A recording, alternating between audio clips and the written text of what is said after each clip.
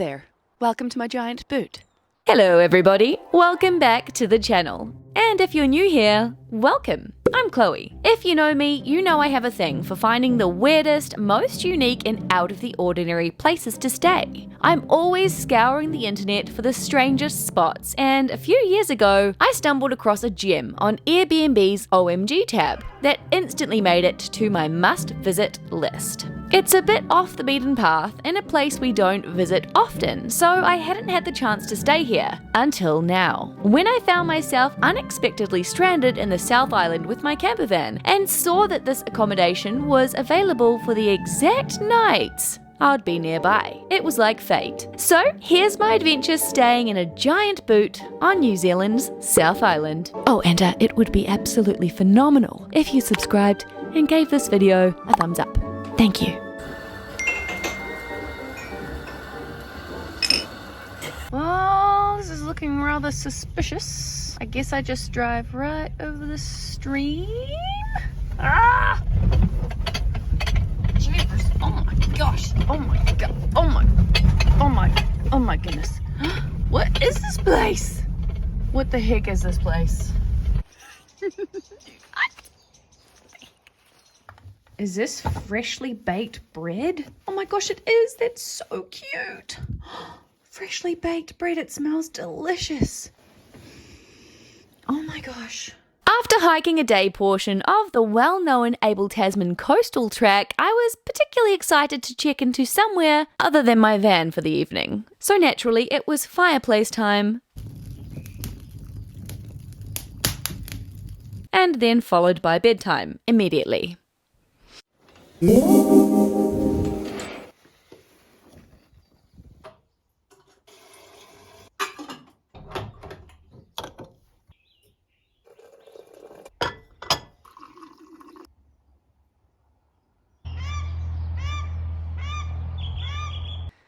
Hi guys.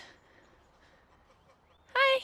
As you can see, this isn't just any ordinary accommodation. It's a literal giant boot. This one-of-a-kind Airbnb offers a fairy tale experience that's hard to find anywhere else. Nestled in the heart of the Tasman, this whimsical boot-shaped house is surrounded by lush greenery, rolling hills, and the soothing sounds of nature. The attention to detail here is incredible, from the charming stone walkway leading up to the entrance to its cozy rustic interior that feels straight out of a storybook. Inside, the boot is surprisingly spacious and fully equipped with everything you need for a comfortable stay. And later on in the video, I'm going to give you a full tour. This place is perfect for a cozy escape from the hustle and bustle of everyday life. And it is actually advertised as a romantic weekend getaway for couples. Or a little solo gal like me who loves quirky stays in a giant boot.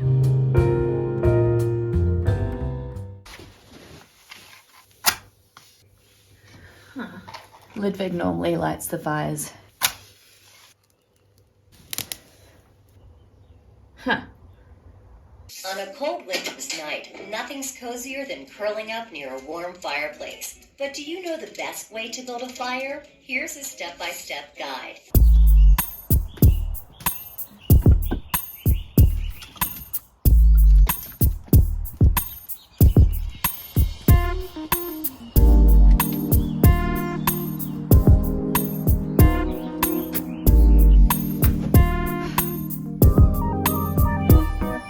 I'm just so proud. Look at it raw. I know for some it may seem like the most simple and obvious task to build a fire, but again, this is something that Ludvig does every time. This is one of the reasons I love solo travel, is that you do push yourself out of your comfort zone and your everyday routine, even if it is these small mini tasks that don't seem super significant. But these small little lessons along the way make all the difference. It's a really good idea to go on little trips on your own, just because you really realize how capable you are. And I'm capable of making a fireplace work, go. Now you may be wondering, hey, you had the fire going last night. Well, Steve and Judy were actually nice enough to set the fire up so it was ready to light upon my arrival. Very thoughtful of them. So if you've been following my journey for a while, you know that solo travel has become a familiar experience for me. But it wasn't always this way. I first noticed my lack of confidence back when I was about the age of 13. I was feeling super unsure of who I was. I began to completely avoid social situations. I felt like an outsider. Over the course of 10 to 15 years, this became a whirlwind of bad cycles and it just took over my whole life. After so many years of dealing with this, I had kind of sadly accepted that this was just how my life was. But then something pretty drastic changed. I started intensive daily therapy and I was very, very resistant to begin with. In fact, it took me about 5 different goes to actually stick with therapy. Talking to someone outside of my family really helped me to see things differently. And of course, while personal growth is a journey, sometimes we all need a little extra support along the way. And that's where BetterHelp, the sponsor of today's video, comes in. BetterHelp connects you with a licensed therapist that is trained to listen and give you unbiased advice. First, you go to their site, answer a few questions, and BetterHelp will match you with a therapist who has years of experience helping people with struggles just like yours. You can do it all from your phone or your computer via phone call, video chat, or even messaging. And it's the easiest possible way to start talking with a therapist. And maybe you'll find a therapist that will help you work through your challenges, just like I did. Let BetterHelp connect you to a therapist who can support you, all from the comfort of your home. Visit betterhelp.com/Chloe and Ludvig or choose Chloe and Ludvig during sign up, and you'll enjoy a special discount on your first month. As I quickly discovered, this stay wasn't just about the unique experience of living in a giant boot. There's even more magic to it. This place is so quirky. It turns out that this whimsical spot is a part of the Jester House, a place known for its enchanting atmosphere and, surprise, a magical cafe that operates on Fridays. This place is literally like a fairy tale everywhere. And guess what? My stay just so happened to fall on a Friday. Talk about perfect timing. Jester House is more than just a cafe. It's an adventure in itself. From the moment you step onto the property, you're greeted by quirky sculptures, gardens, and it makes you feel like you've entered a whole new world. What the heck? I just noticed. There's a giant chair. The cafe is famous for its delicious homemade food, freshly baked goods, and the warm, welcoming vibe that makes it a favorite among locals and travelers. On Friday, the cafe transforms into something truly special. It's the kind of place where you can lose track of time, sipping a cup of artisan coffee or indulging in a slice of their legendary cake, and of course the outdoor seating area surrounded by nature and the playful antics of the resident eels. And some little ginger slices.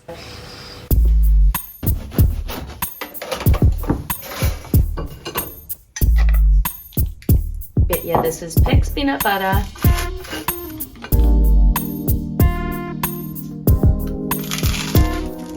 Alright, how about a tour of the boot? Come on in.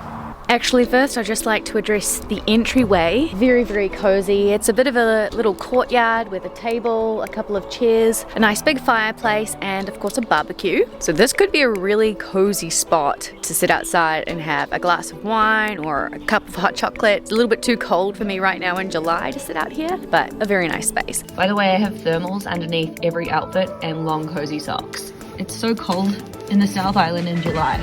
Apparently as well, we are set on 3 acres of land and there is a bit to see. Upon entry, you're immediately greeted with basically everything. We've got the most cozy lounge and this couch is incredible. To the right when you walk in is the cutest little kitchen and it's super well equipped. There aren't any cooking facilities, but we do have a fridge, we've got a toaster, a kettle, and what I really, really like is that they've provided fresh bread and all of these little goodies like jam and honey, peanut butter. They've also provided us, it's just me. They've also provided me with a variety of teas, some filter coffee, and I love the little cups and plates that they have here. It's really quirky, as well as all the ornaments and artwork around the place. There's a lot of boot ornaments going on.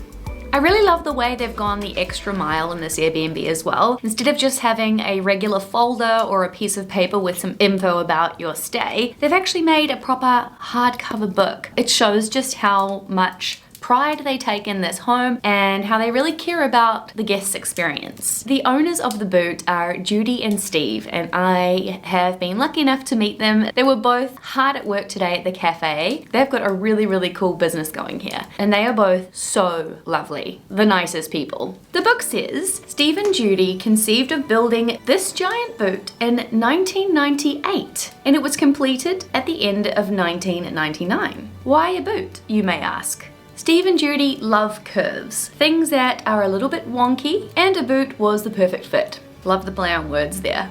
And you can tell they love wonky, quirky things because the cafe looks very much the same. All of the things that they've got set out in the garden. Quite a lot of kids were here today and they loved it. I heard quite a few kids saying, "Oh, I'm so excited to be back here. I can't wait to go and look at the giant chair." It's probably a real draw on Fridays for people living in and around the area. Over here is a little dining zone, and this is pretty much where I've been sitting most of the day doing work, and it has been so cozy. I also have a bowl of apples. I really love all of these curved walls. It is very curvy in here, just like Steve and Judy were saying. There are not many straight edges within this whole building. And this here is the coziest part of the whole house, sitting right by the fire. The fire that I made. There's also this really cool staircase. It's a spiral staircase.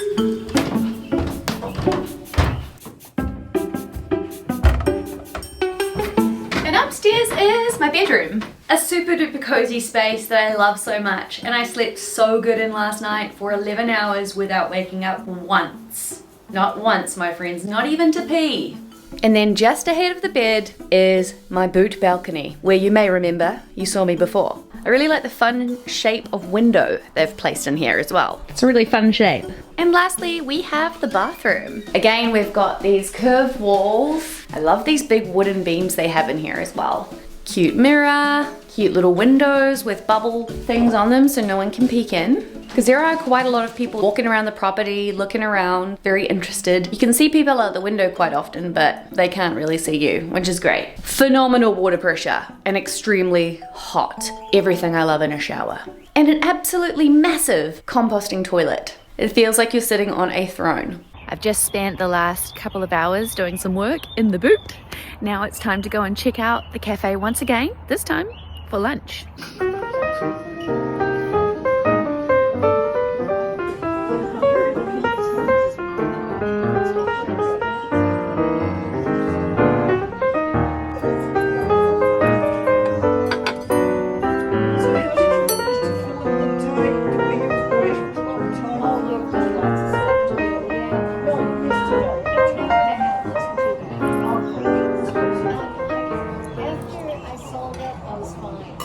If you do decide to leave the boot for a day, there are plenty of nearby options. You can walk a portion of the famous Abel Tasman coastal track, known for its stunning coastal views and golden beaches. You can visit the charming Nelson Town Centre, where you can explore local shops and enjoy the lively atmosphere. Saturdays are a perfect time for experiencing the iconic Nelson Market, where you'll find fresh produce, crafts and live music. There are also so many beautiful spots for kayaking that will spoil you with the most incredible scenery. And if you're a peanut butter fan, don't miss a visit to Pick's Peanut Butter Factory. We think it's the best peanut butter in New Zealand. I loved every second of my factory tour and learned so much about how this delicious spread is made.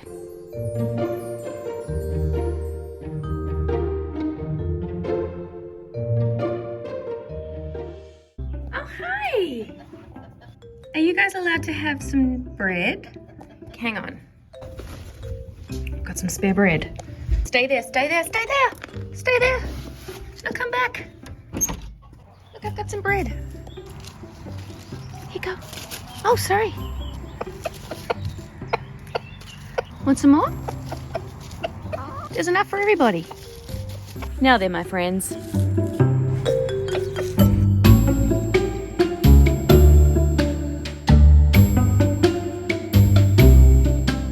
Well, that marks the end of my time here in the boot. I would definitely love to bring Ludvig back down here with me. Steve and Judy were just wonderful hosts. If you do decide to book the boot yourself, highly recommend making sure that you are here on a Friday, because it was so cool being here when the cafe was open. I would not have wanted to miss out on that. That food was incredible, and the coffee, really, really good. Even though they're only open on Fridays, one day a week, I can see why it's so busy. That place was packed the entire day from opening till closing, and so many of the tables were reserved, and the service is just amazing. So if you're looking for a quirky place to stay, maybe something a little out of the ordinary, something a little fairy tale like, I 100% recommend staying in the boot. I booked this on Airbnb. I can leave the link down below if you're interested in booking it yourself. I think I paid 750-ish New Zealand dollars. Not crazy cheap, but well worth it. Well worth it. This was wonderful. Now I'm back to my camper van, which if you watched last episode, you would have already seen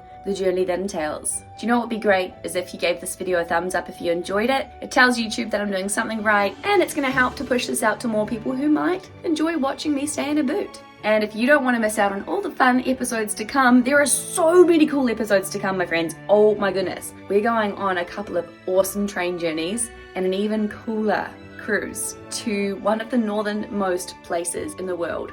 Okay, bye-bye. Thanks for watching. Bye now.